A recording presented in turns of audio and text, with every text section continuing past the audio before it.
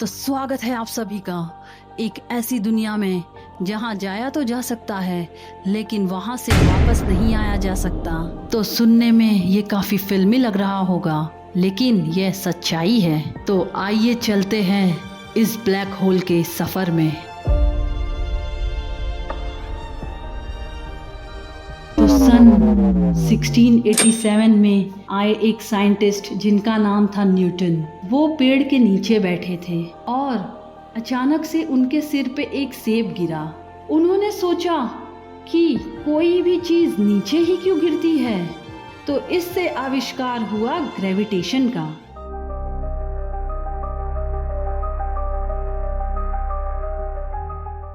तो न्यूटन के बाद आए एक महान साइंटिस्ट सन 1905 में जिनका नाम था आइंस्टाइन।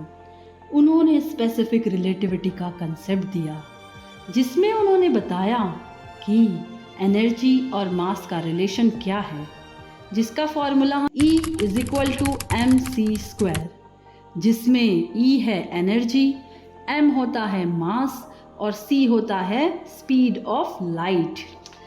इसमें इन्होंने बताया कि ग्रेविटी कोई फोर्स नहीं है बल्कि स्पेस टाइम का कर्वेचर है। इनके रिलेटिविटी के कंसेप्ट से पता चला कि मास और एनर्जी स्पेस टाइम को बेंड करते हैं और ऑब्जेक्ट उसी कर्वेचर को फॉलो करते हैं। फिर आए कार्ल श्वार्ज़चाइल्ड। उन्होंने आइंस्टाइन की इक्वेशन का एग्जैक्ट सॉल्यूशन निकाला।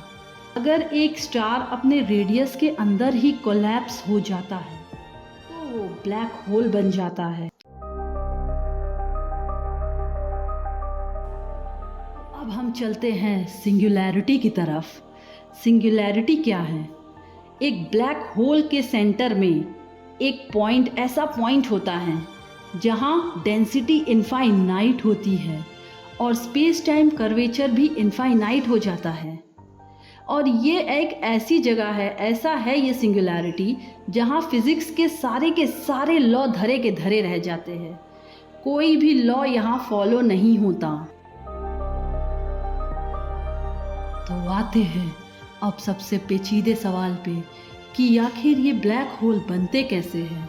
जब एक मैसिव स्टार अपना फ्यूल बंद कर लेता है तो उसका न्यूक्लियर फ्यूजन बंद हो जाता है और स्टार की ग्रेविटी प्रेशर ज़्यादा होने की वजह से उसका फ्यूजन प्रेशर कम हो जाता है और ये स्टार अपने आप में ही कोलैप्स करता है और जिसके कारण एक सुपरनोवा एक्सप्लोजन होता है।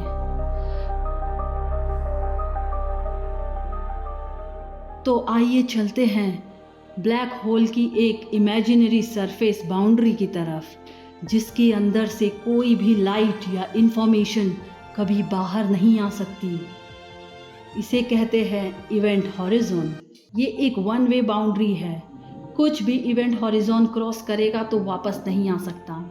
ये कोई फिजिकल सरफेस नहीं कि कोई वॉल या दीवार नहीं है, बल्कि एक मैथमेटिकल बाउंड्री है स्पेस टाइम का। लाख कोशिशों के बाद भी साइंटिस्ट ये नहीं पता कर पाए कि फिजिक्स के सारे लॉ यहाँ आके धरे के धरे क्यों रह जाते हैं, फेल क्यों हो जाते हैं। और ऐसे ही था एक दूसरा, स्टीफन हॉकिंस ने बताया था जो हमें, कि ब्लैक होल रेडिएशन एमिट करता है, एक दिन इवेपोरेट हो जाएंगे। लेकिन ये हम सब जानते हैं कि क्वांटम मैकेनिक्स के लॉ कहते हैं कि इंफॉर्मेशन कभी डिस्ट्रॉय नहीं होती।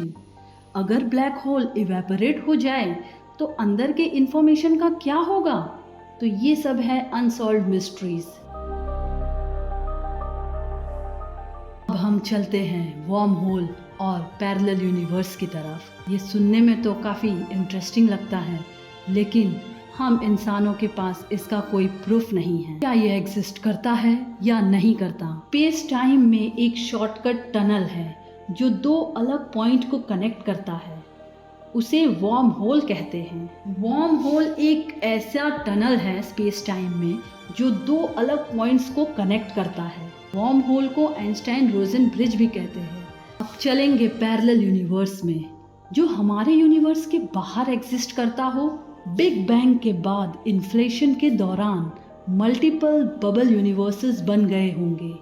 हमारे यूनिवर्स उनमें से एक है। ब्रेन थियरी, जिसे स्ट्रिंग थियरी भी कहा जाता है। हमारा यूनिवर्स एक 3D ब्रेन है। और भी ब्रेन्स या यूनिवर्सेस हायर डायमेंशंस में एग्जिस्ट करते हैं। कभी कभी वर्म होल्स इन ब्रेन्स को कनेक्ट कर सकते हैं। तो ये हुई वर्म होल और पैरेलल यूनिवर्स की बातें, और ये अभी तक तो कोई प्रूफ नहीं हुआ है, ये एक इमेजिनरी बातें ही हैं। तो ये थी ब्लैक होल की पूरी कहानी। वो कहाँ से आया, कैसे बना और उसका इतिहास क्या था। तो चलिए इस वीडियो को यहीं पे समाप्त करते हैं, और आगे ऐसी ही अच्छी वीडियोस पाने के लिए तो चैनल को सब्सक्राइब करें और वीडियो को लाइक करें। धन्यवाद।